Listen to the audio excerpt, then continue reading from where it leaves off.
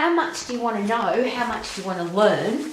Is it important to keep learning? And it's been suggested that if you want to grow, you need to know. If you want to earn more, you need to learn more.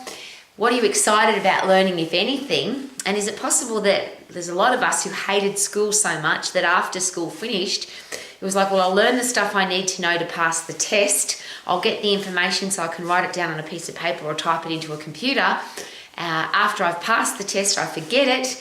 I never want to learn about that stuff again. And then for a lot of people, is it possible that they haven't done too much learning since they left school? And if they did learn anything at school, they've forgotten it already. Yuck. The reason I say yuck is I'll share again, as it's been shared with me many times, if you want to earn more, you need to learn more. So if you want to learn a pattern or kata for martial arts, if you want to learn a dance step, if you want to learn lines because you want to star in a movie, if you want to learn about your career path and you want to keep getting better and better at your career path, obviously you need to learn some stuff. So what's the best way to learn? And obviously, as the owner of an education college, this is really important to me, and it's something that I study on a day-to-day basis, because a lot of people come to the college and they share with us, first up, I'm really scared to try and learn. I haven't done any studies since school. I haven't done any ongoing training or education. I hated school. I hated sitting down in the classroom. I don't know if I'll be able to learn. But here's a really interesting thing. It's just a funny side note that I use on a regular basis. Have you ever listened to a song that you haven't heard for 10, 20, even 30 or 40 years, but you still remember the words? Why is it that after 30 years, and for me it is 30, 40, sometimes 50 years, I hear a song that I haven't heard for that long, and I can sing along to the song, perfectly remembering every single word? Is it possible that the brain remembers everything that we learn? We just have to be able to tap into it. So how do you drill into your brain and find all the stuff that's inside your brain? And the experts have shared that with me. The neuroscientists, the brain surgeons, the people that study the brain have all shared with me that we retain everything. It's just a matter of being able to tap into it. So we have a subconscious brain that stores everything we've ever learned, everything we've ever seen, everything we've ever experienced is all inside our brain, but how do we tap into it? And the example I was given, which I think is really clever, is the Google search engine, which may become extinct soon because we're using robots. But the two gentlemen that decided that they wanted to put everything that was available on the World Wide Web into a search engine, and they called it Google, it was a very simple process for them because they just said, well, that's how the human brain works. You type in from your conscious brain a word or a sentence or something that you're looking for, you type it into your own brain, and that's your conscious brain saying, I want to know about this. And then your subconscious brain goes to work with all the files that are stored inside your subconscious brain to give you everything that you need. Now, the fun example I always use for that is if I type in at the beginning of the day, fat day, or I feel fat, so I actually say the words to my own brain, my subconscious brain then will go and search through all of the files inside my subconscious brain and come up with all the reasons why I'm fat, why I feel fat, why I'm going to have a fat day.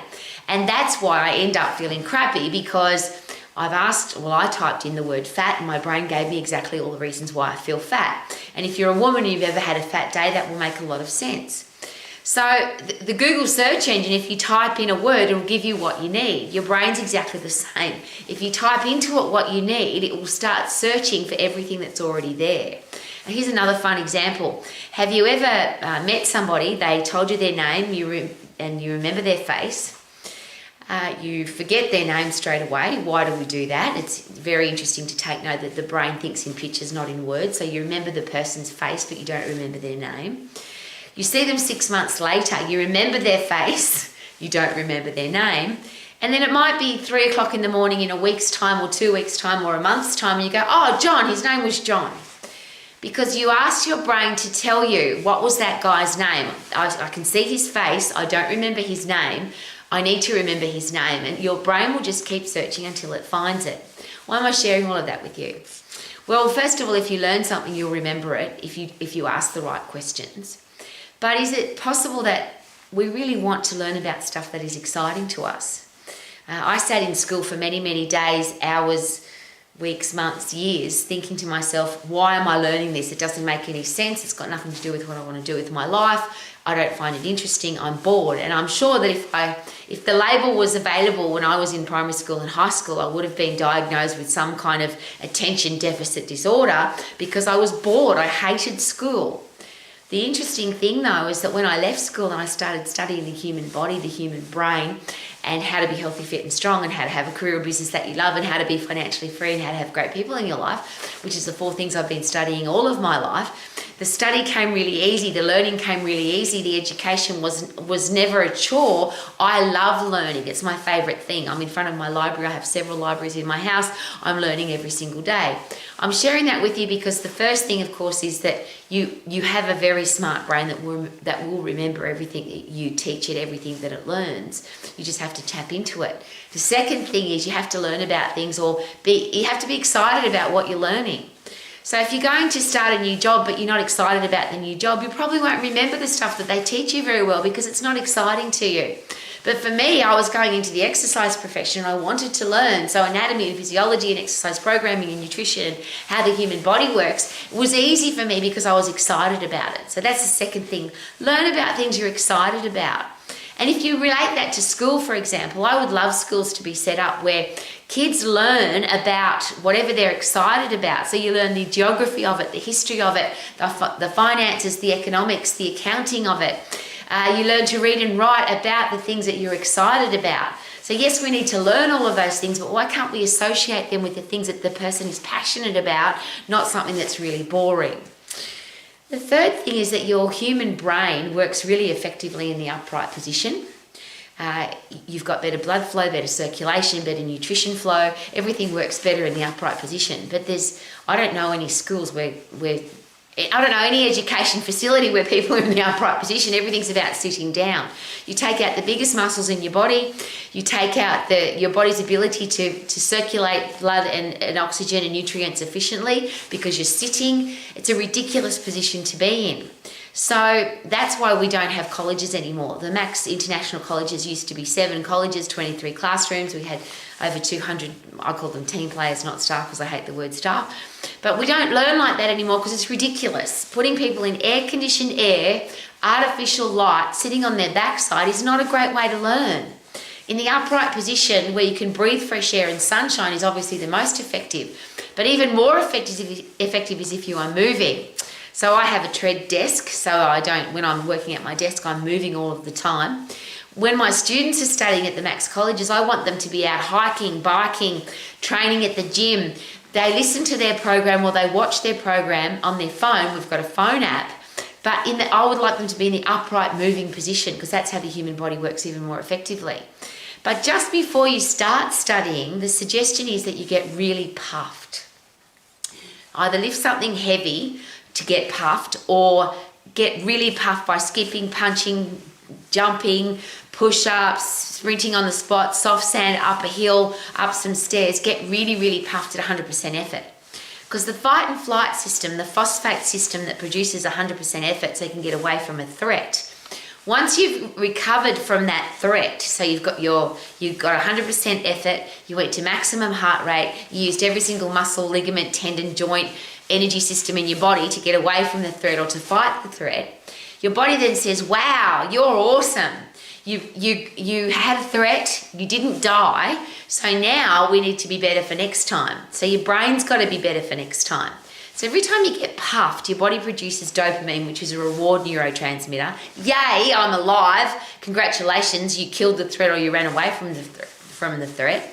Serotonin, which is a satisfaction neurotransmitter, which is, wow, I love my life. I feel fantastic because I'm not dead. What a great headspace to study with. I love my life and I can't wait to learn more and get better for next time. Because the fight and flight, we haven't evolved from that system. If I got away from the threat or if I killed the threat, what if the threat's bigger next time? What if it's the wild animal is more wild or the tribe is more ferocious? I have to be better for next time. So your brain then produces brain-derived neurotrophic factor, which is fertilizer for your brain. So when you get puffed, when you lift heavy, when you work at 100% effort, physically, your brain goes into overload to be better for next time. So in any situation, if you want to learn, if you've got a test, if you've got a hot date, if you've got a career interview, anything where your brain's going to be under testing situation, under stress, if you ever get anxious about having a test of any kind, physical or mental, the most important thing to do beforehand is to get really puffed by sprinting on the spot or lifting something heavy or both, so that now you produce brain-derived neurotropic factor fertilizer for your brain so your brain can think more clearly. So if I wrap all of that up, it's pretty easy really, isn't it? If you want to learn, make sure that you be really excited about your human brain. It's really smart. Learn about the things that you're really excited about. Don't learn in the sitting down position because it's not effective. Get really puffed before you try and learn something so that your brain's wide open to learning. And then how do I remember it? And the really, really simple way to do this, and I learned this a very long time ago, is every time you need to learn something, imagine that you need to teach it to somebody else.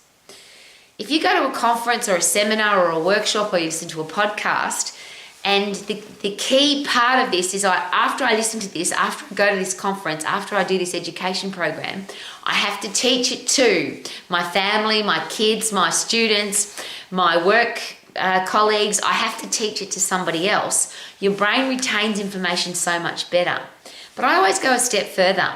Imagine that whatever it is that you're learning, whether it's physics or chemistry or maths or English or anatomy, physiology, business, setup, communication skills, financial planning, how to be a great parent, anything that you're learning, imagine that you have to teach that, whether it's complicated or simple, but you have to teach it to a 5, 6, 7-year-old child. So you have to keep it really simple. It has to be easy to understand.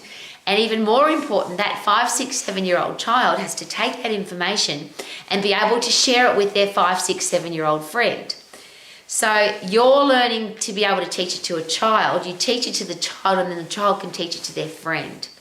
Now we know that we really understand what we're learning, because a lot of learning is done just to pass the test, or we learn the what. So we listen to what the person says and we do what they told us to do, but we never question, why am I doing this and how does it work? But if that's constantly going through your brain, why am I learning this? Why did that person say that? Why would I do it? Why is this a good thing for me to do in the future? And then how does it work? So you have to be able to explain to a 5, 6, 7-year-old child, this is what we're going to do, this is why we're going to do it, and this is how it works. And that 5, 6, 7-year-old child can then pass it on to somebody else. Then wow, now I've got a brain that's really focused on learning and retaining the information. The last part of that though is that the brain remembers things that are unusual, and I go back to the songs. Why is it that you remember a song from 20, 30, 40, 50 years ago? And the reason is that singing isn't normal. We talk, which is normal, but to learn a song is different. Your brain remembers things that are unusual and different, that are sexy, that are funny, that are completely out of the ordinary. And I always use this example. If I say to you, how many beige Toyotas did you see today on the road, or white cars did you see on the road today? You don't even notice them because there's so many of them. But if I said to you, did you see the pink car with the yellow giraffe with the purple spots that was driving on the freeway today? That is something that your brain will remember. So a really great idea if you want to learn something is turn it into something unique and different and memorable. Turn it into a song, turn it into a picture. The brain thinks far more effectively in pictures than it does in words. And I'll use the example again with, you remember somebody's face but you don't remember their name because the brain thinks in pictures, not in words. So if you really want to remember something, make it unique and different. And I'll use a couple of examples. One of my students did her entire, she did the Max Business Diploma, and she did her entire group of assessments to be able to run a business. She turned it all into poetry. Her marketing plan, her business plan, her customer service program, everything was put into a poetry or a form of rhyming words. Easy to remember. That's how her brain works, and it was awesome for me to read, awesome to look at. This lady could draw as well. But she remembered everything because she put it into a poem. She turned it into poetry. if you turn it into a song. I always use the example of one of my students who, she said, I'm scared I won't remember my anatomy. So my suggestion was that she gets naked with her boyfriend and she drew all the muscles and bones on his body with coloured texture. And of course she remembered her anatomy brilliantly because it's a different way to learn. That's why I literally, and this is going to sound disrespectful, but I have no respect for schools because we teach a certain way. Sit on your backside, listen to the teacher, write it down. Most people don't learn like that. There are very, very few people who can learn effectively, and I'll go a step further. Even if you do learn effectively sitting on your backside, listening to somebody telling you what to do, is it possible that you would learn more effectively if you were in the upright position in the fresh air and sunshine, learning about things that you're really excited about, and you turned all of that stuff, those boring words, you turned them into a song or a picture, or you could taste it, or you could smell it. And that's what we call accelerated learning. So you can see it, feel it, touch it, taste it, do it, and then your brain remembers it. So learning is, and I'll share again from my heart to yours, if you want to earn more, you need to learn more. If you want to grow as a person, you need to know. So if you've stopped learning, your brain literally rots away. If you don't use it, you lose it. If you keep learning every day, Alzheimer's and dementia and those horrible old people's brain diseases will never be part of your life because your brain is being constantly stimulated because you're constantly learning. And is it possible that as a human being, if you keep learning, you're just a better person? You learn about how to look after your money, learn about how to be healthy, fit and strong, learn about how to dress beautifully, learn about how to look after your children. There's so many things to learn about. And then if you add into that things like patterns and katas for martial arts and dance steps and words to songs and a script for a movie, if you put all of those things into place, your brain is just constantly stimulated, so you become a more interesting person. You're more fun to be around because you've got a brain that's always on fire. I would love our kids to want to keep learning. So rather than sitting them on their backside in air-conditioned air and artificial light, how about we get them outside, running around, breathing fresh air, sunshine, and upright position and moving so they can learn more. Because if you want to earn more, you need to learn more. And if you want to know, or if you want to grow, you need to know. Live your life to the max and learn every single day. Super duper doo, how are you? Living my life to